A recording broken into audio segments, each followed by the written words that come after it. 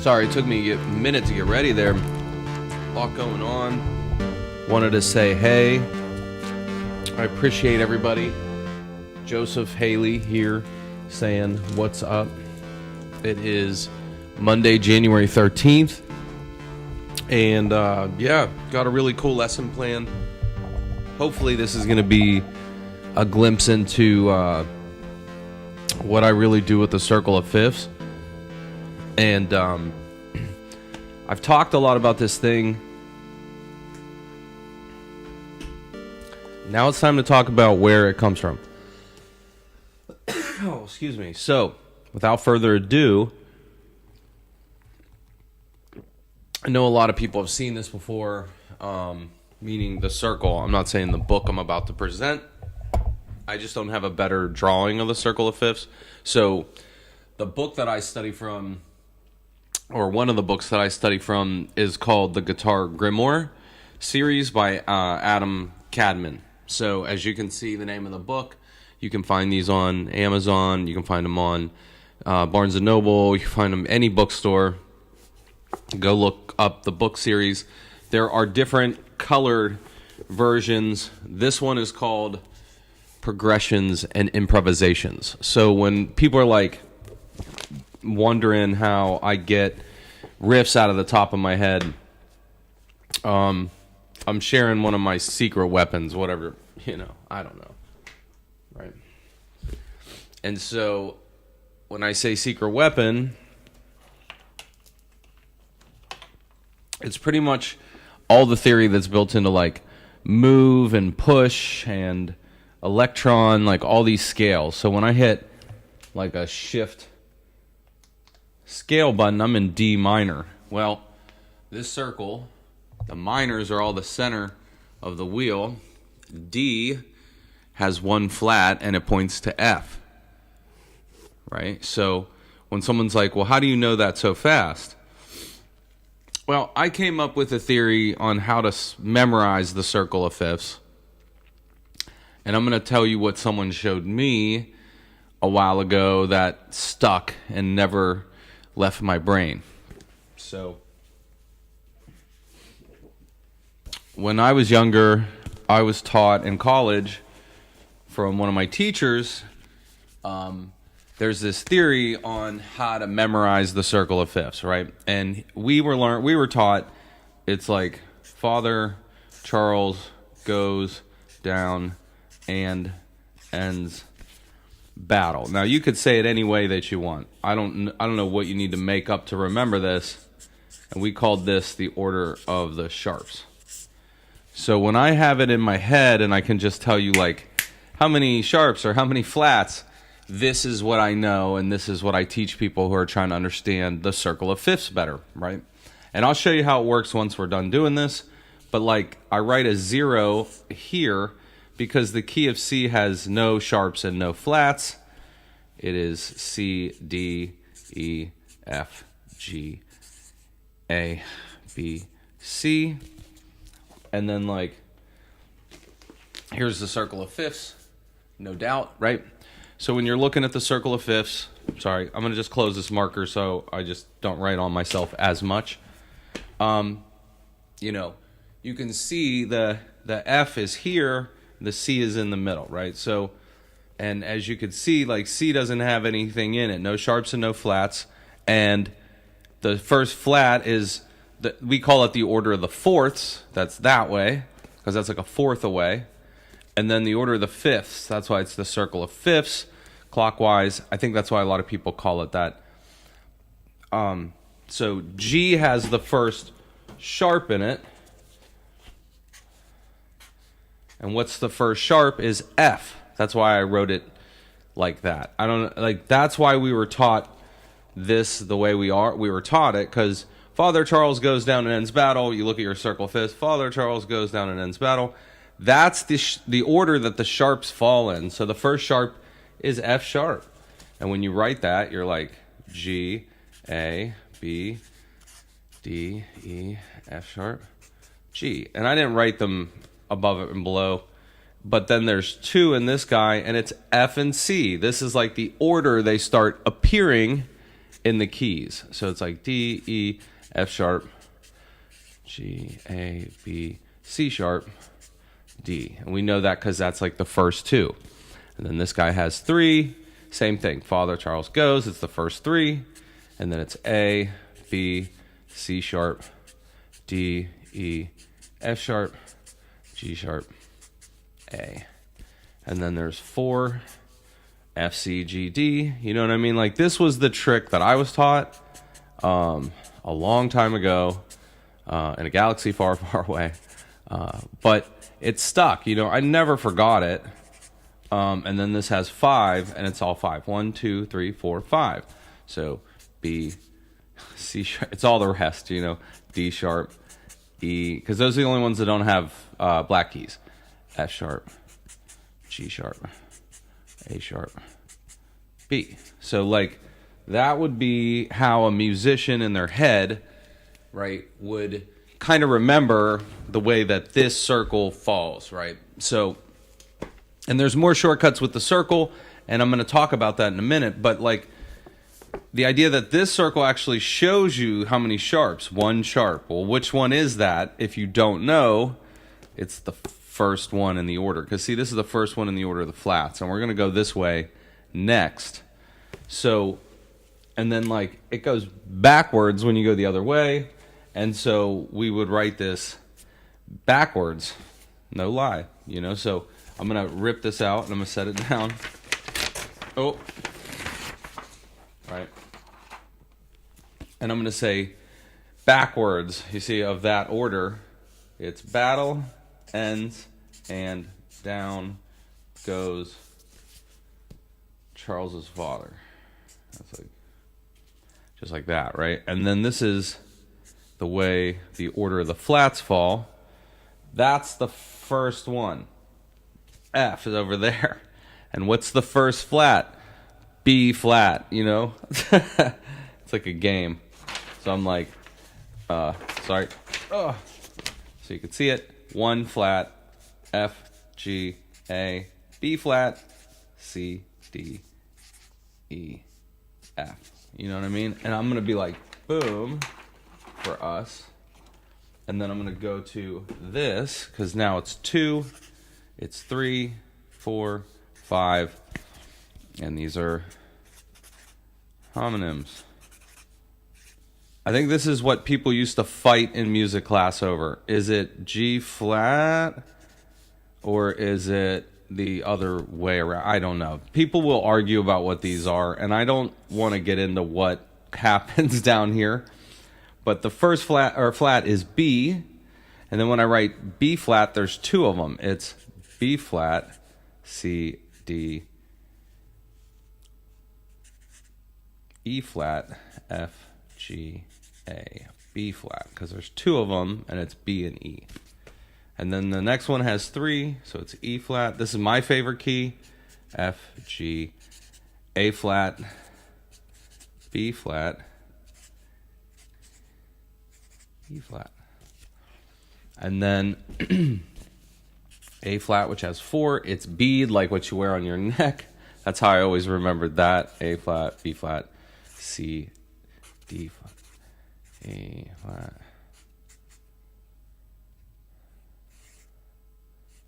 Sorry, I'm running out of space because of the flats. This always happens. And then there's 5. The last one is G in that order.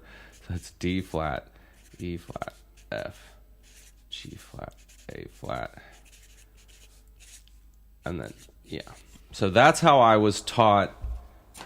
Is it 1, 2, 3, 4, 5, 6, 7, 8, 9, 11. That's kind of how I was taught the key signatures to start, right? And the 2 orders, you just learn it this way. I don't, whatever way makes you feel like you remember it. I was taught Father Charles goes down and ends battle. And it's like fast cars go down a expressway bi-weekly. I mean, I don't know. Make it up whatever way that you're going to remember it. And then when I'm talking and I'm teaching class, this is how I pick what keys, and it's because that circle is what represents what we just learned. So if you buy like a poster of this, or you print it out and you put it somewhere on a wall near you, there are thousands of these on the internet, just this image. And these books are $27.95. You know, okay. Progressions and Improvisations is how I work the channel, and this is how I make the ideas that I teach you guys when I stream. And as you can see, and I'm just going to a random page in a book, this is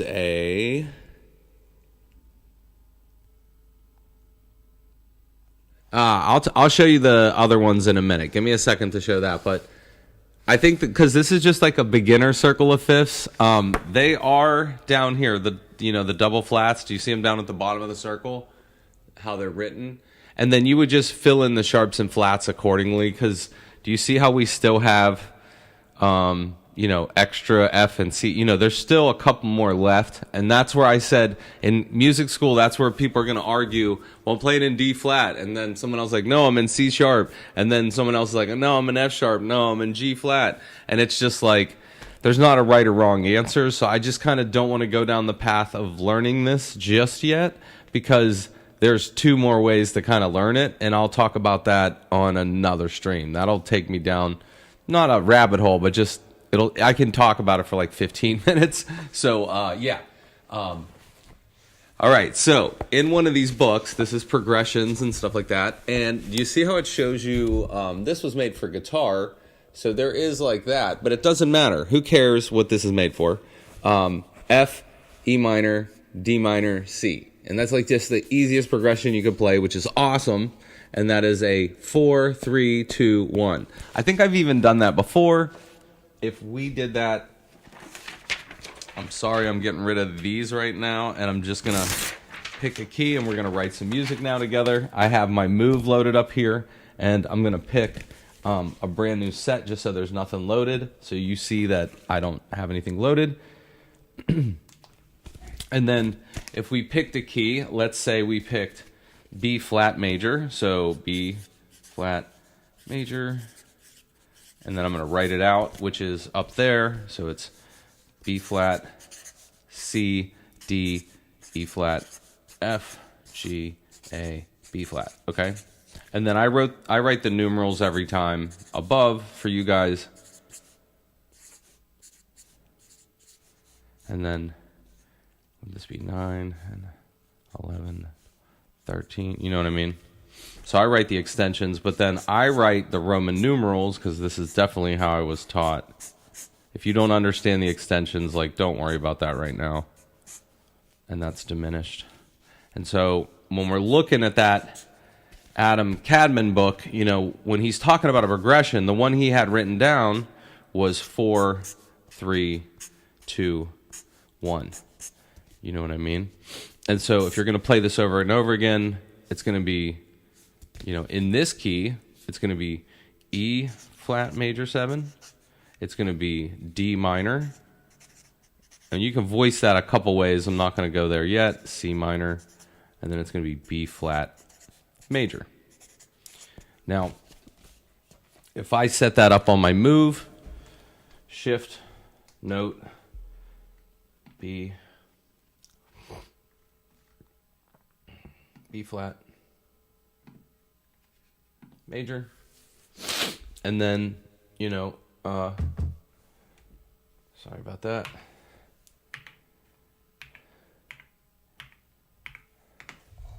And let me just make sure. Yeah.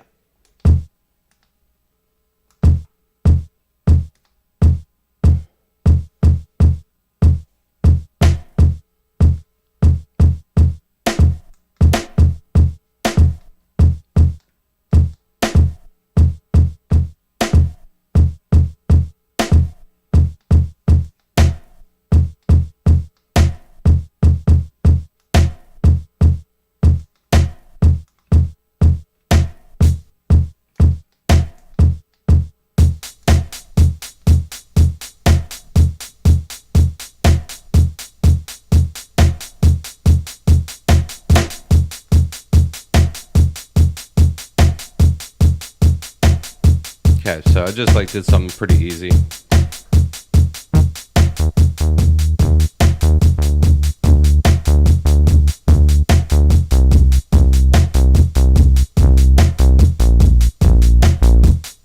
So that's 4, 3, 2, 1. I'm going to quantize just in case, you know, who knows. And then, so already the progression I just did,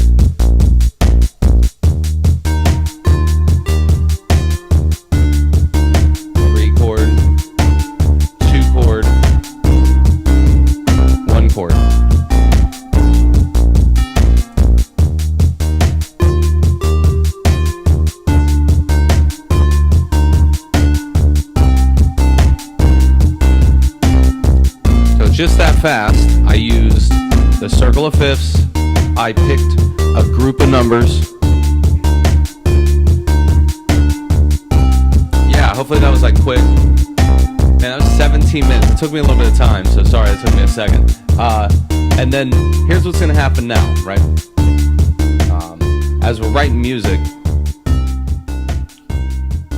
this first scene represents this. So I can say in a lot of ways that this is just like scene 1, you know? And usually I write my lead into the next track. So, you know, this is where I would be like,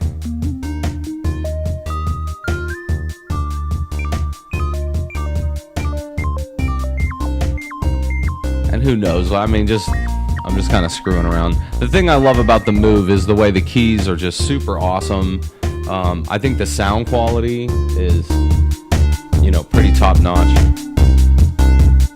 And that's kind of the way most of my lessons work, right? So we've been learning just very, very simple, you know, chord theory, right? And in a lead situation,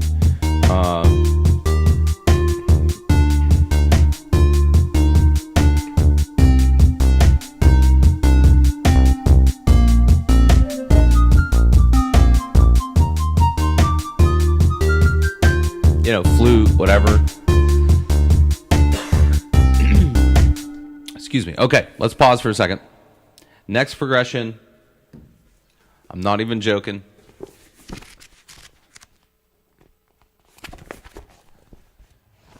What is it? 5, 4, 2, 5. It's like playing bingo. Okay? So, what was it? 5, 4, 2, 5. So if that we were writing it out, it would be F, 4, E flat, and this is dominant major, you know, dominant chord. That's major 7. That's a minor, C minor, and then the 5 again would be F, dominant. All right, so put that back down. I'm going to say scene 3, all right, because I'm going to move. Sorry, that was so dumb. All right, and very quickly, sorry, before I made it take forever.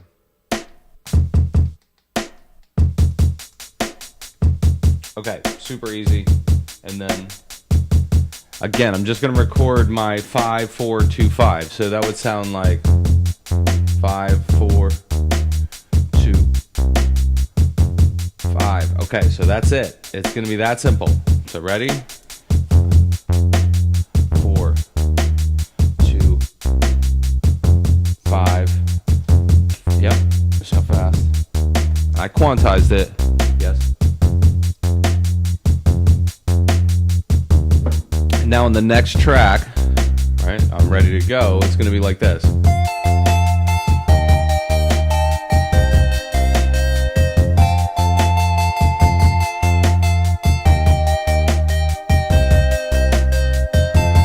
Ready?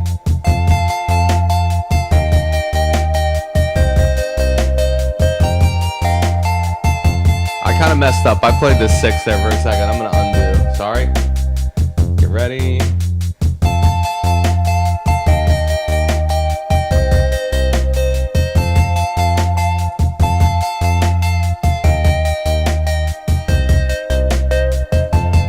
Automation. Take the edge off of that sound. Yep. You can see it turns red because I automated it.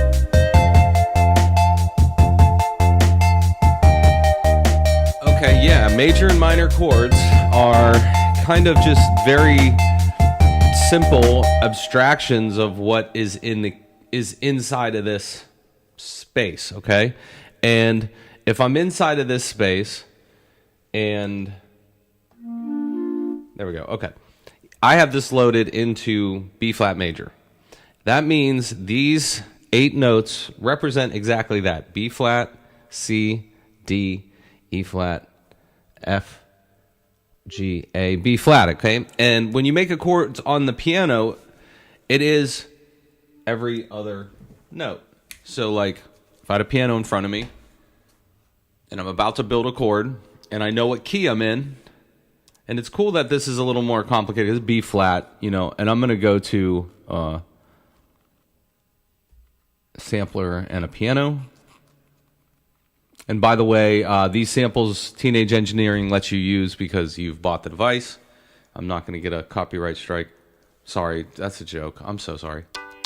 So, B flat, probably can't hear it too well, but the shape of the chord, and I could play an E flat in there somewhere. If I play like that, that would be a 4th, a suspend, like a E flat 4. You know, if I play, you know, and that means here, that's E flat major chord. If I wanted to play it as a 4th, I would just raise the 4, move the 3rd. Did you hear that? That's still a great chord. That would be like a 4th chord. It's like a regular chord. It's like a suspended 2nd or a 9 chord. Because if I voiced it there, it could be the 9th. So voicing in a chord, as long as I'm in this key, I could select with my fingers 2 of the notes, B flat and F. And then if I pick D, I'm playing a major chord. If I picked E flat, I'm playing a major 4th. If I play C, I'm playing like a sus2. They would actually call that an 11 chord, because that's why I wrote 11 above it, like a jazz person would say. They'd stack it a voice higher. It would sound like there's more room in the chord. So it depends. If you're playing pop music, it depends. Sometimes like a lot of funk and stuff, the notes are closer together. You know, like Parliament Funkadelic, Bernie Worrell, it was always like 2 notes really close together. I don't know how I know that. I watched so many videos of that guy playing. I saw Parliament in the 90s. That's how old I am. So yeah, like that's how you build chords, if that would make sense, right? So you could pick what's inside of there. But when I'm writing these basic structures, I am trying to pick like you know, like something that we can bite on, and then a singer could sing to, you know.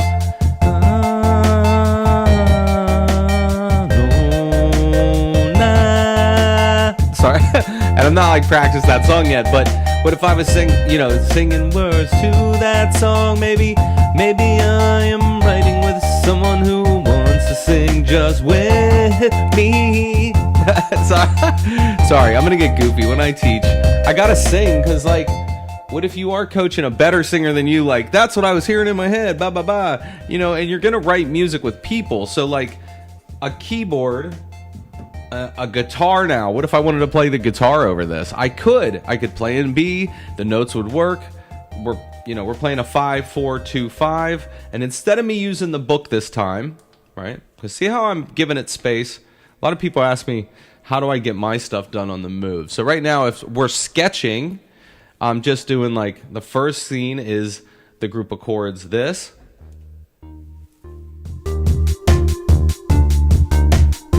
And then the next scene. Oh, sorry. Right. So there's that as well, right? So now I got my third scene, and then now what if I go to the fifth one and we pick another group of chords?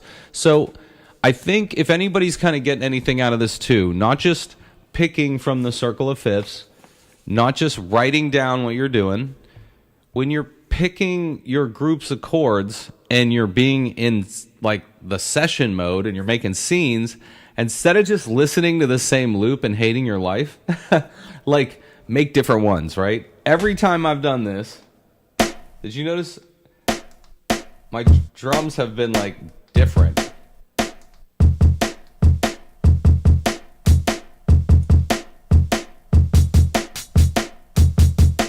Not that they're great, but they're not the same beat every single time. You know what I mean? I'm going to extend that bar.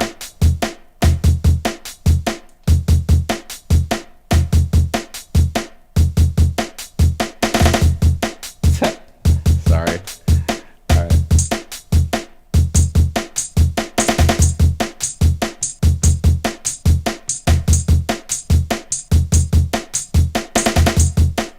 So literally, I just...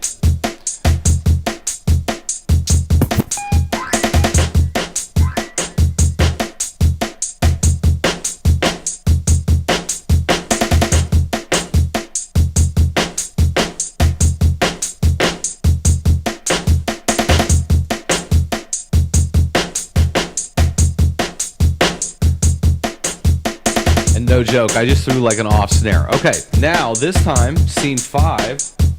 Sorry, this is all out of order. I'm gonna make a new idea, and literally, I like 6 a lot, right? So I'm gonna be like 6, 2, 3, 6, and I want to see what that sounds like. Which is gonna be a G minor, C minor. Sorry, I bumped the camera. D minor, and then G minor again, right? And if I'm going to play that on my bass, and I'm in a new scene again. So 6 is,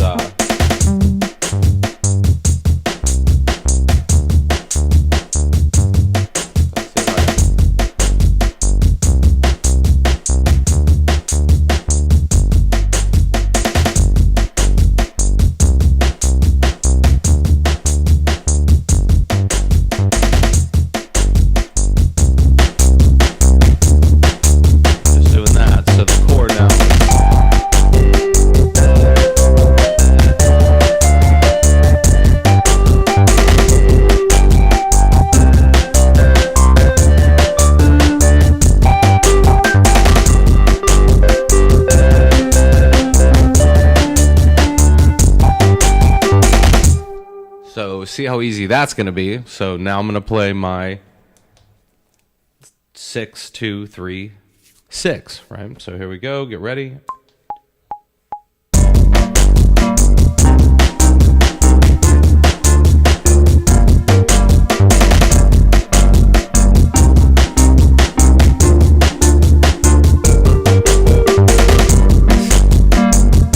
Sorry, I was being silly there at the end, right?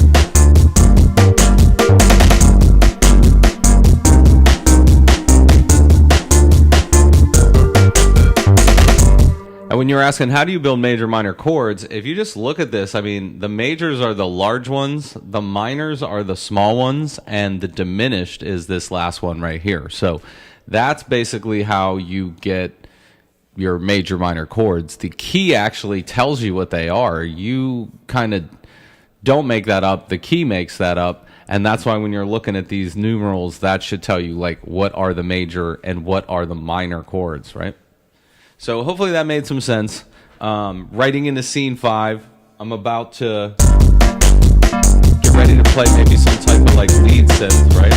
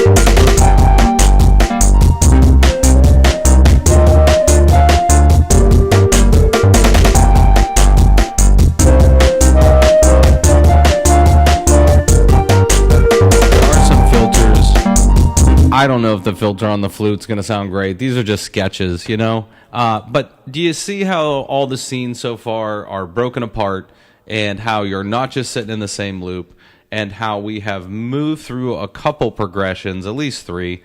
I did use a book. The recommendation was Adam Kadmon's Guitar Grimore. I highly recommend, getting into a book like this that has progressions in it to kind of make suggestions for us. Again, I picked a suggestion from the book. I picked a suggestion from my head, and then I tried to mix it. Again, pick a key signature. I showed the circle of fifths. I kind of showed my way of interpreting it, and I'd always recommend to write out the keys so that you have them on like paper in front of you somewhere where you're always looking at them. And then when I was in school, what I was taught is if you can say it, you can play it. So if you're like G, A, B, C, D, E, F sharp, G, and you just like know that out of the top of your head instead of having to look at the paper, you probably remember it from memory, but I always write it down. And when I first started writing music in my notebook, I had this at the very beginning of the notebook in like the harder piece of paper, and I would always like turn to it, look at this for reference, and then write my key signatures and stuff like that. So this was actually my cheat sheet in the book that I had in college as I studied music and never left my side, and still I do this to this day. So this might be some insight on how to study key theory. This is something that we do on the channel all of the time. If you like what you're seeing, you could always subscribe or like what's going on. You could always leave me comments, suggestions that you want to learn deeper harmonic theory, and that's what we're studying. This is the basics of harmonic key theory. This is where you kind of start building that foundation so that, again, when other musicians play with you or you share music or you try to improvise over top of music, you have a guideline of the notes that are going to sound good. It's awesome that in these devices it quantizes it like that, and that we could actually, you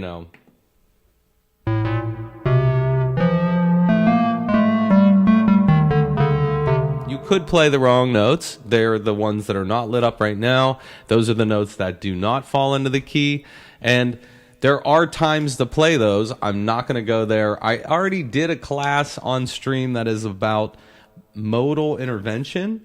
That is the theory. I studied that from one of the music channels. I don't know if it's Music Foundry or something like that. I'll look up the channel. I can always tell you guys, and we can do something based on that again. But these are just the rules in classical music and pop music and in techno kind of. And you can break all these rules and do whatever you want. I'm just making suggestions on what I show people when you're learning the beginning of the circle of fifths. Again, it is Monday. It's January. It's cold outside. So I hope everybody has a great day. Thanks for checking out what I'm doing and for watching the stream. If you like I said, have any comments or you want to tell me what you want to see next, please let me know.